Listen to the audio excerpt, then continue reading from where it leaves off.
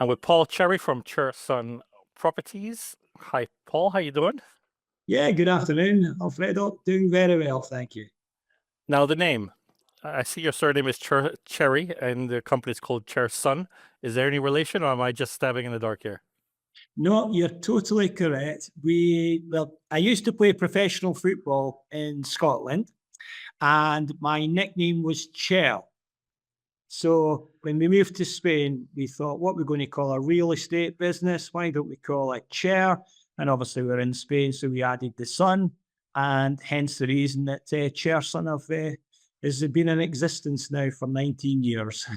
Wow, I bet you've seen a few things in 19 years. Certainly have, and the property business has its highs and lows, and I suppose it's testimony that we've survived, for 19 years in this type of business, which is pretty good. Proud of that. And to tell me a little bit about your agency. Well, the agency, we were based in the Murcia region of Spain, and we've been in existence. We're in our 20th year actually this year. And there's myself, my wife, and my daughter Suzanne. And we've always kept it as a family business, nice and tight, more of a professional and personal, the way that we deal with our clients, etc. They're not just a number, we take good care of them and help them through the whole process. And tell me a little bit about the area that you cover, because you are on the border between Murcia and what would be the Valencia community, the Costa Blanca South. So what's the area that you cover within the agency? Yeah, well, we're based in Cartagena, and we cover from Cartagena heading up to Alicante. So we cover quite a big area, but it's all manageable. Is it resale properties or rentals or both? What sort of services do you offer?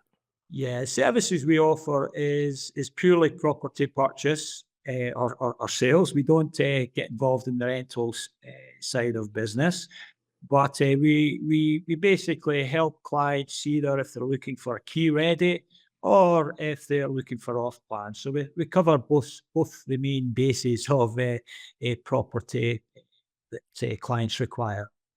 And do you do a lot of sales in Cartagena itself, in that area itself, or is it mostly down the coast? No, it's interesting you say that because Cartagena, we're getting more active in what is primarily a Spanish market because it's a Spanish city. So yeah, we just a few weeks ago sold an apartment, one of the most expensive for over 1 million in Cartagena. So yeah, we deal with Spanish clients as well, but we're also getting more inquiries from Northern European clients who would actually prefer a city life as opposed to a coastal or beach life. And so we do okay in Cartagena. It's an area that we could probably do more, but there's just the three of us. That leads me on to the obvious question, which are what are the main nationalities that you sell to, and how has that changed in the last 20 years? Yeah, well, it's mostly British clients that we sell to. However, like most estate agents, you've also got the Belgium market, Dutch, Scandinavian market, and as my daughter is, she's Spanish, basically fluent Spanish. So Susie deals with the Spanish inquiries as well, but primarily our main markets would be the British market. And how has that changed in recent memory? It's been pretty buoyant. I think that the clients that we're getting from Britain now are not relying on mortgages or finance.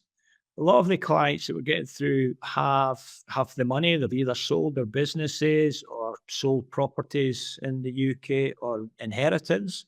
So the type of clients that we're getting is clients that are, I'll say, cash rich, and they are just looking to enjoy their life by having a place in the sun. And has there been any change in recent years from what would have been a traditional holiday home only kind of market to any sort of trend towards relocation? Has that changed at all? Yeah, I think after COVID, and a lot of agents will confirm this, I think after COVID, that people began to realize that working remotely wasn't difficult. And we are getting more inquiries, especially from professional families who, are looking to come work, live in Spain, and give their families a good education. And more importantly, I think in Spain, there's a lot of sports opportunities for the children as well. Spanish are really good at providing good sporting facilities for the youngsters, as well as the climate as well. So yeah, we are seeing more professional families moving over, or making inquiries about the possibility of moving over to the mainland of Spain. I guess from the British perspective, slightly more complicated than it used to be, thanks to a few a few things such as Brexit, I guess. For Yeah, that famous word Brexit. yeah, But the thing is, there are visa options, yes. and if the clients fit the criteria, then there's nothing stopping, either professional families or retired people coming over and enjoying the Spanish lifestyle with the different visa options. So that's the thing, is that, don't read about all the negatives about Spain not wanting British people. That's actually the British media that are portraying that. Believe me, the Spanish love when the Brits come over and spend their money in all their shops, bars, restaurants, etc., and property sales as well. So, yes, the Spanish will always welcome British. And I guess for you have things like the non-lucrative visa for people that are not looking to work. You have the digital nomad visa for those that are maybe working for a UK company or an ISA company. So quite a few options, like you say. Do you find that they're making the most of those? Yeah, I think we're getting more inquiries, for the likes of the non-lucrative visa, which obviously is aimed at people who are retired, or fortunately don't need to work. If they've got a nice steady income stream, or a nice pot of money in the bank. So yeah, we've got the non-lucrative visa options, and then you've also got the other options. We had the golden visa, but unfortunately, that's going to be disappearing in the next few months. And let's just clarify for anybody who is maybe not that familiar with the geography.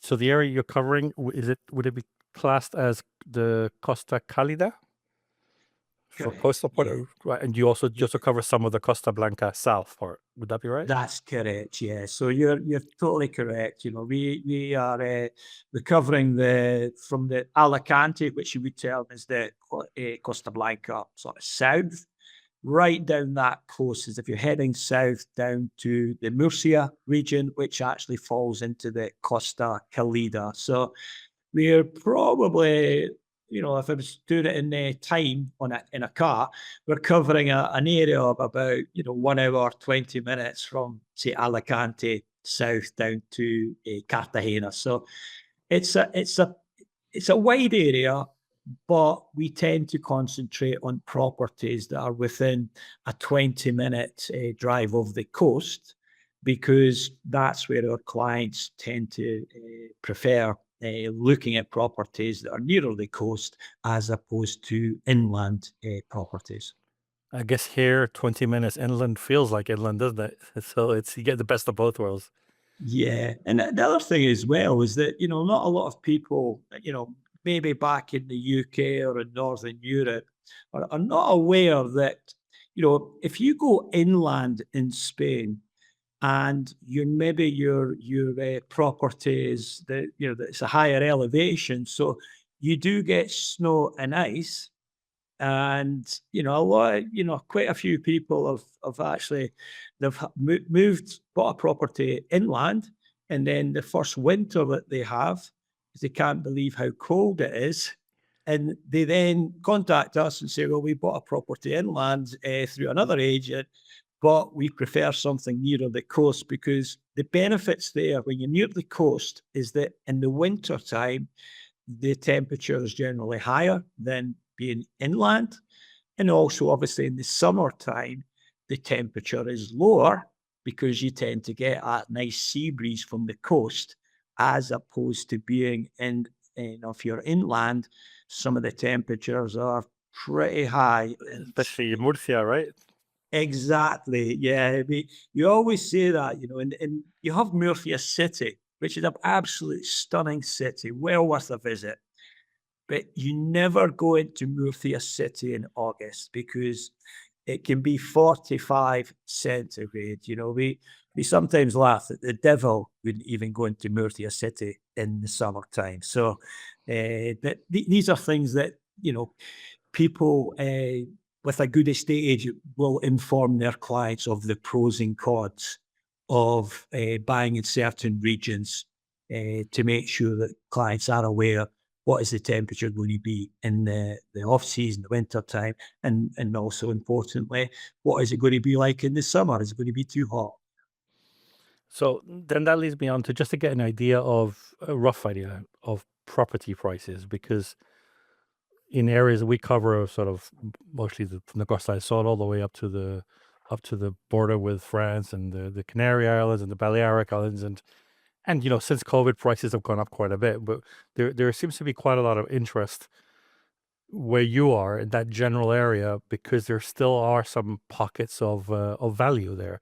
What sort of prices are we seeing for us, like say a two-bedroom apartment resale, not in great condition, but key ready, maybe a new development, maybe a villa, again, average condition, not top of the range, but sort of starting prices. Can you give me any indication of what we have around the area? Yeah, certainly. Well, again, if we're talking about within a 20 minutes drive of the coast, then to get something that is livable, I would a two-bedroom apartment around €100,000. Oh, Don't get me wrong, there are apartments that are cheaper, but they need renovation. Now, if you're looking at a two-bedroom villa near the coast, then to get something reasonable, about 160,000, 100 going, 160. yeah, going up the Wow. way. Yeah, but the prices in this region, like the rest of the popular areas of Spain, have increased in the last 18 months by, I'd say, 25 to 30%. And it's the same in this area as well. That it's all down to locations. If you want to be in a nice location, you've got to pay the money for it, and that's the key. You always say you're better having even the smaller property, but in a better location, because you've always got to think of the sell on. If you're going to sell the property, what is the demand going to be? And locations, in good locations, there is always a demand, as we know, throughout the world. Yeah, yeah, especially near beachside areas. Again, it also has opportunities for investment, rental potential, that sort of thing, isn't it? That's right. Well, I mean, you mentioned like something reasonable from 100,000 for apartment, and a reasonable two-bed villa within the 20-man range of 170, 200,000, that sort of thing. I mean, I live in the Costa del Sol, and Yeah. those are certainly prices that you might have found here 5, 6 years ago. You're not going to get a lot here for 100,000, and definitely not livable. So that really does offer, comparatively speaking, great value, and that would explain probably why the mass market is so interested in your area at the moment compared to some of the other areas. Have you Well, noticed anybody, people that were maybe looking at other areas, kind of coming to your area and kind of going, "This is a bit better value for money"? it's interesting you say that, Alfredo. I had a client this morning, and this client a couple of weeks ago was down in Estepona looking at villas down there. Now, you'll know the value of villas in Estepona better than me, but he then comes up to our area and he's looking at property prices being about 40% less than down in the Costa del Sol. So what we're actually finding as well is we're finding there's even residents in the Costa del Sol selling up and buying in the Costa Calida or the Costa Blanca South because they're getting the same sunshine. They're getting a property that might be the same, but I can guarantee they've got money in the bank after they've sold their Costa del Sol property because the prices in the Costa Calida, Costa Blanca South are good value properties when you compare other areas of Spain, such as the popular Costa del Sol. And I think that's one of the reasons that, a place in the sun, everyone watches a place in the sun that might be interested in purchasing. And I would say probably about 80% of the time when they are filming will be in the Murcia region, the Costa Calida, or the Costa Blanca South, because the demographics of the people who are watching the show are wanting more property for their money.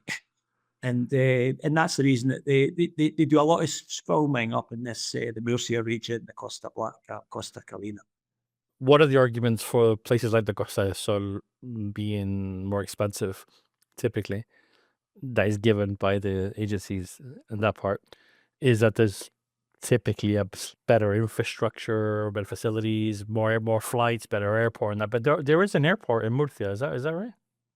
Yeah, well, you've got the two airports that cover the areas that we deal with at Chersun.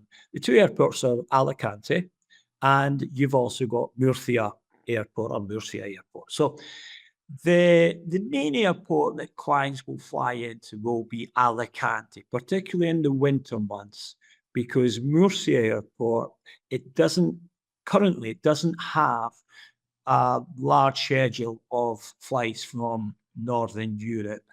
So what we tend to find is that people, if they're coming over in the winter, there are more flights going into Alicante Airport with Murcia, and the road network is first class. So you're about 1 hour tends to cover all the areas that clients are purchasing properties, and you're straight on the motorway, and it's nothing like the motorways in the UK. The roads are very, very good. So, yeah, we're just hoping that Murcia will attract more budget airlines in the future because there's definitely a demand if the budget airlines were putting on flights to Murcia. I got you. And now there's been a lot thrown at the market in the last, well, including COVID. Recently there's been a few rumblings from Spain's PM trying to make a little bit of noise in unwelcome ways. But what would you say are your, as an agency, what do you say your biggest challenges are at the moment?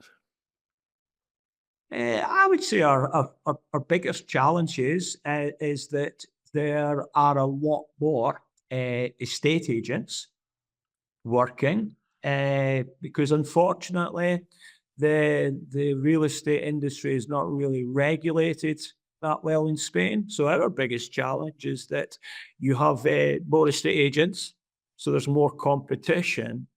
But having been in the business nearly 20 years, then our clients know that they're dealing with somebody that has been round the block a few times. And that, regarding other things that you mentioned just a minute ago about the Spanish Prime Minister, making a wild comment about increasing the taxes for non-EU buyers. That is a comment that has no grounds for being the truth. And if I said to clients, I says, well, you tend to see that lies always spread faster than the truth. And it would be shooting the Spanish economy right in the foot if they increased taxes for property buyers from the non-EU countries, and also would also have a detrimental effect on the Spanish economy. So I can never see that happening. And as we said earlier, it gives the media something to headline. As you said, it tends to be the British media that gets the most excited about such headlines.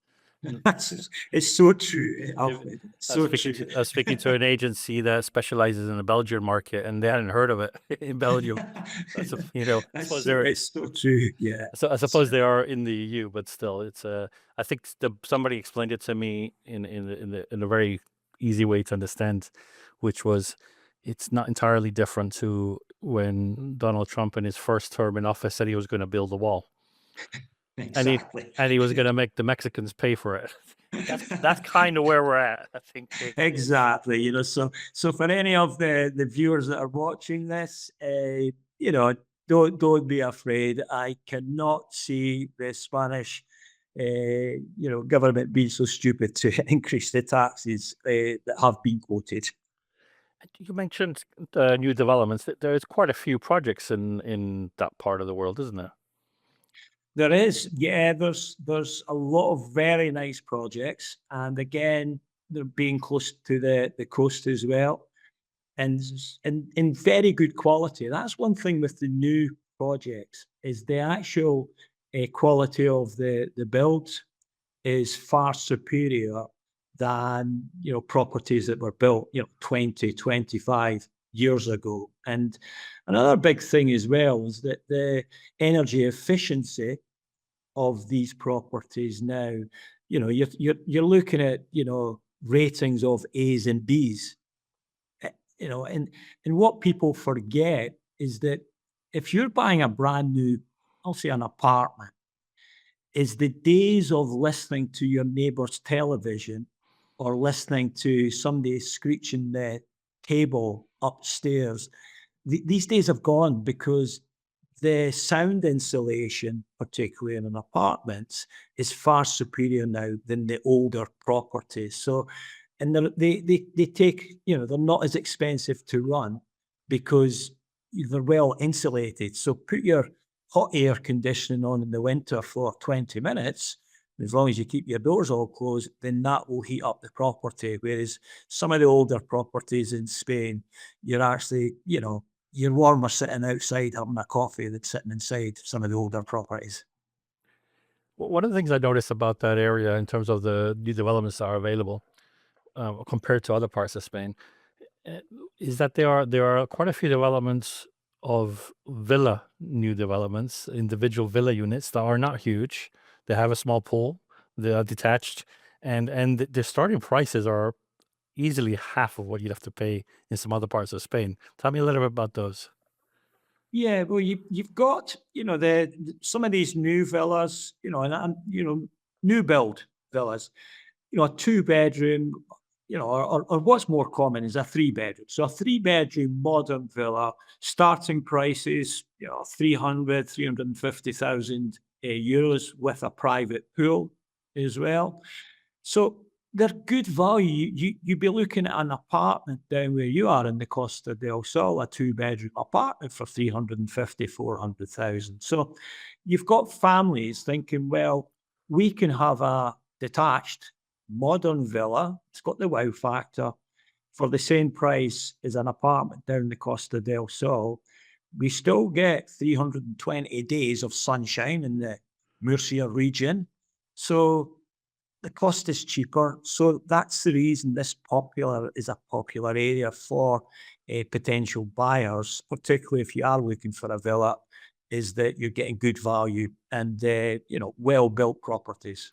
And for the benefit of buyers that are not entirely aware how it works here in Spain, with the if they are buying off plan, there Yeah. are bank guarantees in place to protect them from any horror stories they may have heard from Yes. the early years. Probably the years when you first started, there were probably some stories of developments in the Murcia area kind of going belly up and stuff like that. That's no longer an issue. Is that right? No, you're totally correct. And when somebody's buying an off plan property, whether this is an apartment or a villa, it's really important that the developer that they are potentially going to buy or reserve a property with can provide the client with bank guarantees. Because with a bank guarantee, it means that the client's money is safe if the developer went bankrupt or if the developer did not finish the property within the time schedule that's in the contract. So generally, with is you know and I know, but for the viewers, is that when you're buying a property off plan, generally there's 3 payments. So you may make a reservation of 6,000, 10,000 euros. That's to reserve that plot or property. In about 4 weeks or 5 weeks, you then make a payment of potentially 25% of the purchase price. And then in another 4-6 months, another 25%. Now, what's really important is that 50% that you have paid is secure. The developer cannot touch that money. So if the developer didn't provide you with the finished product within the timescale, you are entitled to receive all your money back. And we only deal with developers that can provide bank guarantees, because I personally would never give a developer money if I didn't have a bank guarantee, because that developer could ride off into the sunset with my money and I don't have a property. So good advice to anyone that's potentially looking to purchase an off-plan property. The main question to ask is, does the developer provide a bank guarantee? If not, walk away. Good advice. I know that there are some developments that are maybe seem too good to be true in terms of what you're seeing and the price. And these days they tend to be what you might be called self-built, which do not carry the bank guarantees. And essentially what's happening there is you're buying a plot and a project, but you're sort of the developer, and there's like a contract for the company to build it, but you're not protected in the same way unless there's some sort of insurance. Is that about right? Yeah, well, in that sort of situation, and we've had it once or twice, is that if a developer cannot provide a bank guarantee, then what we would recommend to any client is that if you were really wanting that property, you really wanting that plot, and you wanted to make sure that your money was secure, what we tend to recommend then is that the client purchases the land. Now, at least then the client owns the land. If the developer went bankrupt, the client has the land. Also, the client would then have a contract that they will make stage payments when the developer has constructed certain stages of the build. So say, for example, the client initially purchased the land, so they've got the security of the land. They will not make the next payment until the developer has completed. For example, the first payment might be after the developer has constructed the foundations. So at least you can see that you are paying for something that has been done. The main thing there is you will not pay for things that are supposed to be done.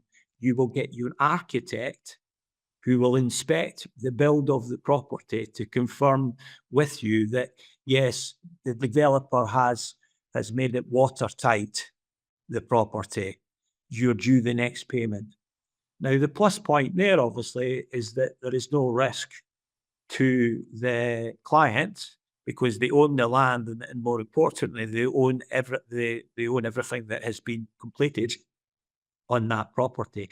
In the unlikely scenario, or hopefully not, but if the developer, the construction company went bankrupt, then the only problem for the client is he needs to then get another construction company to finish off his property.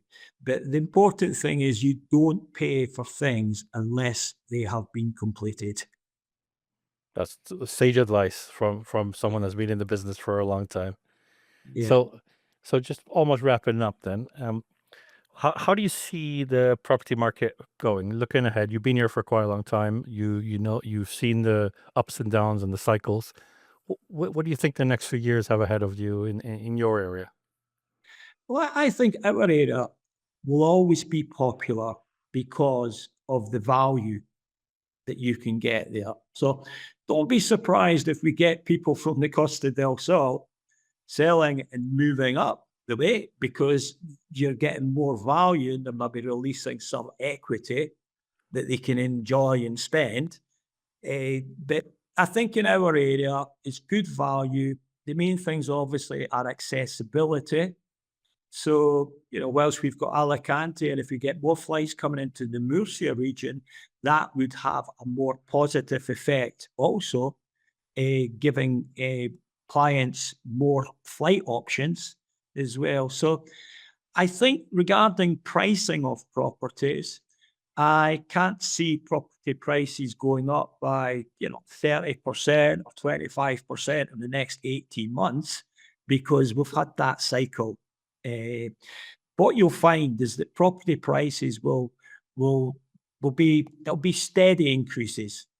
Not the sort of the increases that we had on the back of construction costs going through the roof, which had the effect of property prices going. So I can see the Murcia region, the Costa Calida or the Costa Blanca South areas is still a very good place to consider purchasing property, and you're getting a lot for your money, and you've got the accessibility, and you're on the mainland as well, which is important for people from Northern Europe. If they want to travel down, then it's easy enough to get to.